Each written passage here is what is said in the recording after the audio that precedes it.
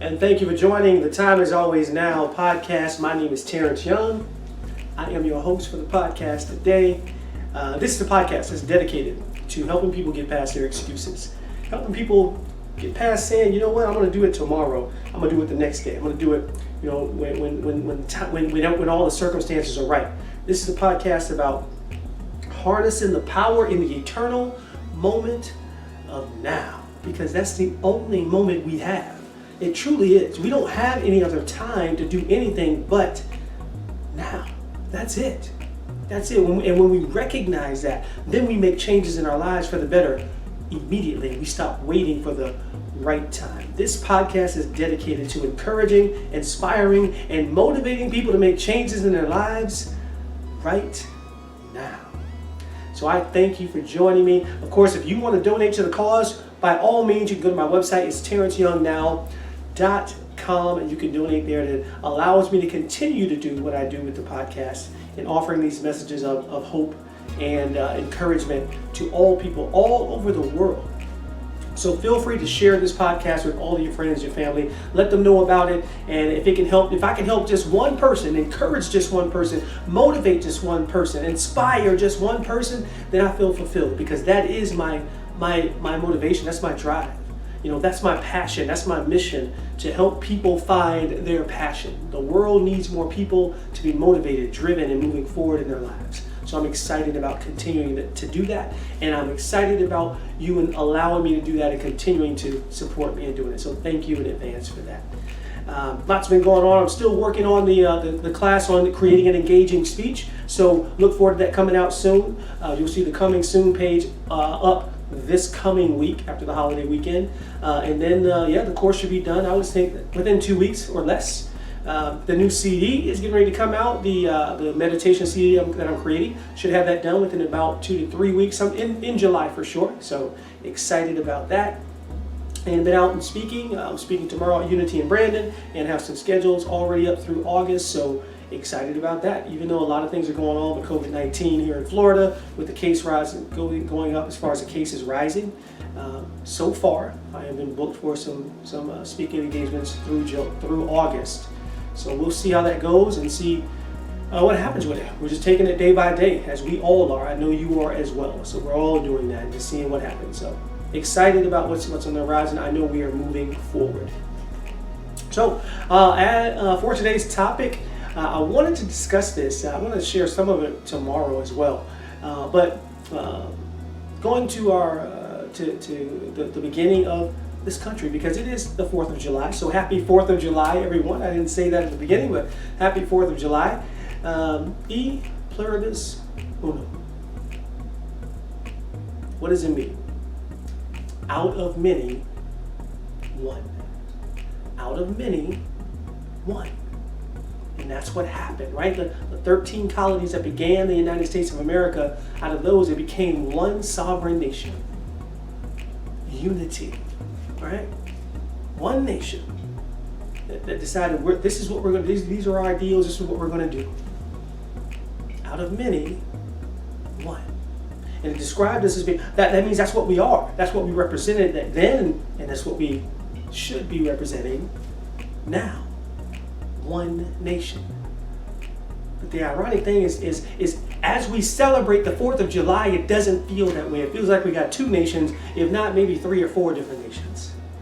We've got to work on this. We are not in unity right now with ourselves. We're not in unity with ourselves. We're sitting here celebrating the 4th of July, the birth of independence for our country, but we're not together. We're polarized. We're on two different sides. We're not in unity. E pluribus unum. Out of many, one. How can we get back to that unity? There's a couple of things that we can do. We can change the way we speak, change the way we act, change the way we feel. Those are important things. We can change the way we speak, meaning how we speak to each other is important. Each little word matters. These things are so important. You can change just one word and it could change the whole meaning, or at least the feeling that's generated from the sentence. When you start saying you are or you do this, that's pointing that finger at someone. If we could change that and say instead, not you are, change that around and say, you know what? When this happens, it makes me feel this way. When I hear those words, this is how it makes me feel. It's different when you respond that way. Instead of, you know what, you're this. You know, when I hear those words, it makes me feel this way. Do you feel the difference in vibration? Just the difference in vibration when it's explained that way, when it's spoken that way. We can change the way we talk to each other. We can actually listen to each other, to understand each other. We want to get back to unity? We want to get back to that one, e pluribus unum, from many to one? Let's change the way we speak to each other. Yeah. How about that?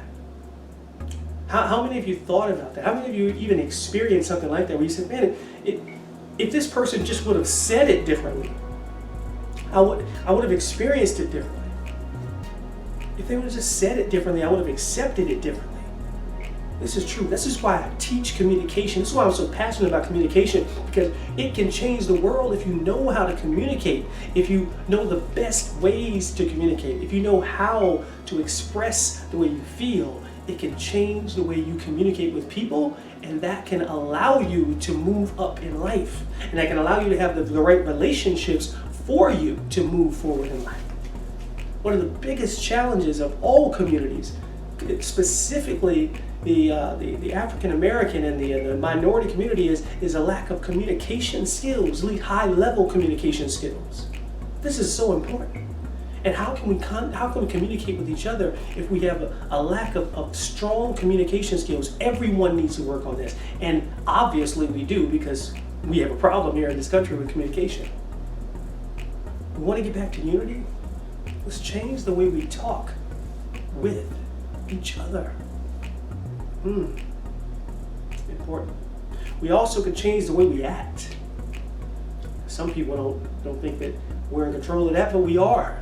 Yes, it doesn't matter how many times someone said something or did something, we can control the way we act. I've said it before, I've said it 1,000 times, I'm absolutely against the looting and the rioting. It is nonsense and it does no one any good.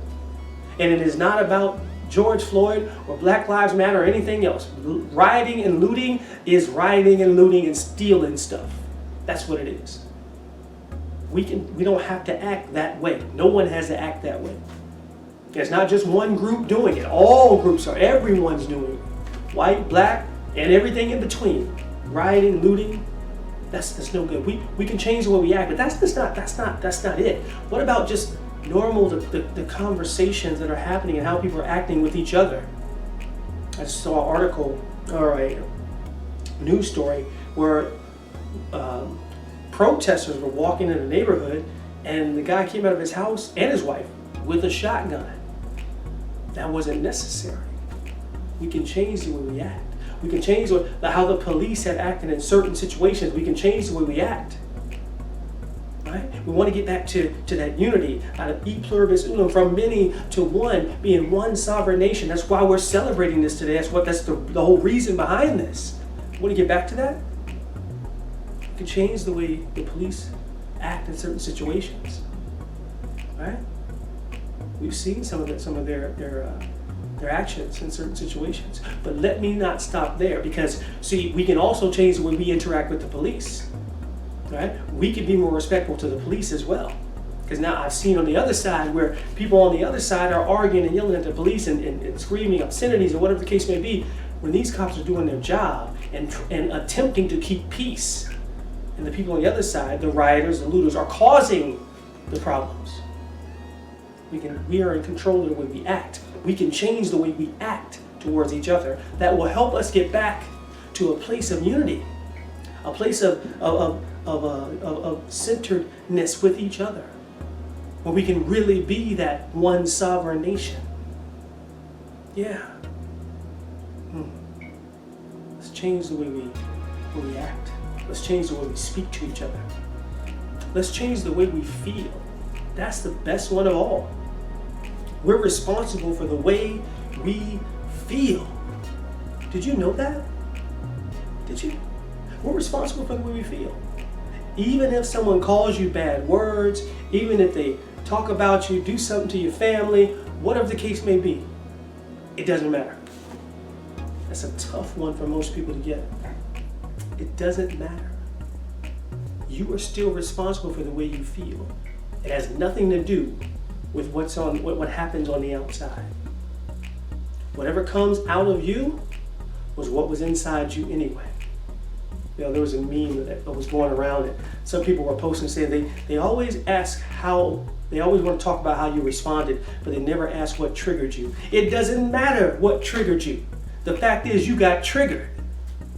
That's what people are doing now anyway, on purpose, attempting to trigger people. But if you were at peace within yourself, if you are in alignment with the God within you, if you're in alignment with the I am that lives inside of you, then it doesn't matter what someone else does. You can still be at peace. And you won't allow yourself to be triggered, if you will. I've seen that meme going around. I don't get into those internet arguments, so I never post anything against it, but I've seen it.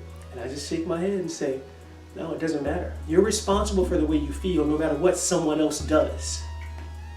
Don't allow yourself to be triggered. Allow yourself to be at peace. And then you can let those things just roll off your shoulders.